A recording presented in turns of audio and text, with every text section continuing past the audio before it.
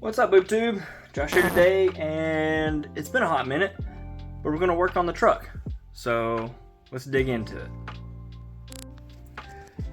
All right, so been driving the truck. It's been great for 2 years now, and I should have probably done what most people do, and that's put polyurethane engine mounts in the thing. All I did was put factory new replacements, and I'll slide underneath here in just a second to show you what's up. But first I want to give you an update on this bad boy. Waiting on some straps to make the splitter stronger. I noticed that what I was using was actually stretching it out and wasn't strong enough, so redoing that whole setup. But other than that, the thing is working good. So let's lay down and I'll show you what exactly I'm talking about. So, if you look up in there, you can see how the engine mount is kind of down in the bottom of the clamshell. Well, it shouldn't be that low technically. So what I'm going to do is lift the motor up with a engine hoist and backfill the clamshell with a polyurethane caulk to hopefully make my own polyurethane mount. So that side and this side, I don't know if you can see it because I've got the light on the other side. No, you can't see it. Both sides are like that. So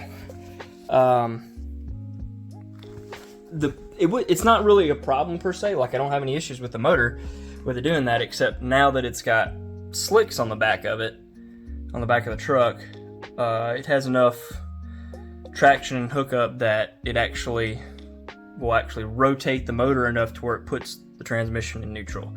Because the transmission, old school C10, it's a hard line, and it actually will this will pull up, and then when you let off the gas, the motor rocks back down and it pops the transmission in neutral.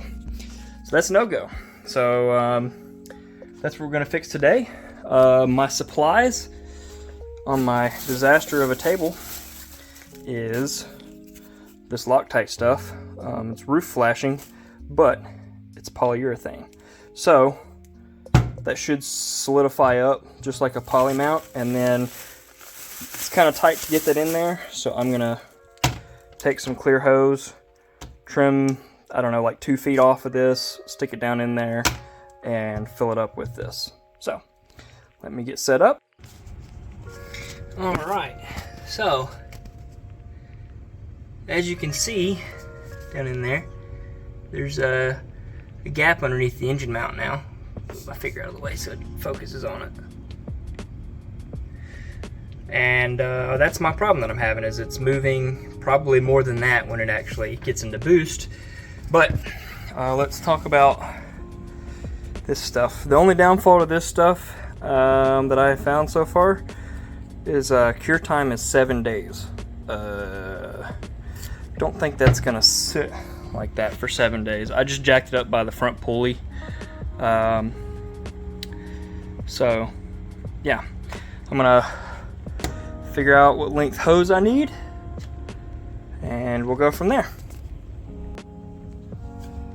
Alrighty. That'll work. So something like that. That'll be perfect. Alrighty. Okay. Alright. At this point, you can't tell, but I have a piece of tape down there in the front, on the front of the motor mount, and then I have several on the back to kind of keep it from rolling out the back. I'm going to fill up the bottom and then push the piece of tape up that's hanging down right there, and then fill up the top and put another piece of tape over the top of it once I feel like I've got enough in there to hold everything. So I'm going to set the camera up and try to get me doing a lot of this, but I don't know how much you're going to be able to see. So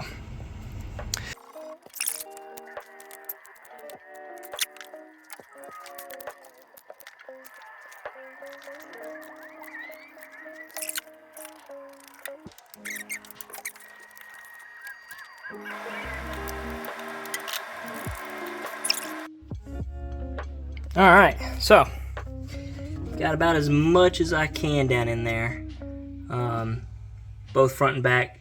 Like I said, didn't end up having to needing to have to use the tape because it comes out so thick. It's not like normal caulk. It's so thick that you can't hardly squeeze it out of the tube. I've got a little bit left that I'm gonna go ahead and shoot in on this passenger side and see about getting that done as much as I can, at least the lower portion, and then if I need more, I'll go back and get some more. But as for now, I'm gonna end this off here. We'll see how this plays out after it dries for a few days and I set the motor back down, see how it works, and hopefully this solves my engine rocking issue. And if not, then I'll just do a engine strap. So, because it's getting those engine mounts out, just about the only way to get them out is to pull the motor, because it's the all the bolts that you see are actually have nuts on the back end that you have to get to. So until next time, guys, deuces. So small little update. If I hadn't dicked around with the hose, I would have had enough to do both sides. I don't know if you can see it down in there, but I might need like a squirt more on that side. But overall, we will see how it works, and I will report back. All right, see you guys. All right, BoobTube, come to you with an update on the polyurethane caulk and the engine mount. I guess it didn't work for me, so I would assume that it's something that would work if you do it to factory mounts outside of the engine. With them being in the engine bay, I wasn't able to really get it all in there very well, which I wasn't sure if I was going to be able to anyways. But if you look up in there, you can see that there's still quite a bit that could be filled in there. And on the test drive, the motor definitely didn't rock as much under acceleration, but it was still enough for it to get close to putting the transmission in neutral. So, updated game plan. I am now going to run a chain, not get my hands in the shot. I'm going to run some sort of chain or cable from the ear on the transmission right there down to the frame rail somewhere. Whether I drill a hole or use an existing hole that's somewhere along the lines, I don't think there actually is one, so I'll probably drill a hole here and stack metal on either side of it. That way it doesn't have the tendency to flex, since it'll have a strip of stacked metal with a hole through it, and then go from there to there and have it wiggle a little loose, idling, but enough slack to where you can take it on and off if need be, and hopefully that'll work. So that's what I'm going to get started on now. Alright, had a full change of plan. I was like, man, that ear right there would be perfect for like an L bracket or something. So that's what I did. I just took some 1/8 inch mild steel angle iron and cut it to length, and gonna test this out. Hopefully it doesn't break that ear off. I don't think it will, because it's not slamming it and it's already kind of like preloaded. So yeah, so I will probably end the video off here and maybe post down in the comments 6 or so months from now to see how this is holding up compared to the stupid epoxy stuff that clearly didn't work for me. Yeah. All right, deuces, guys.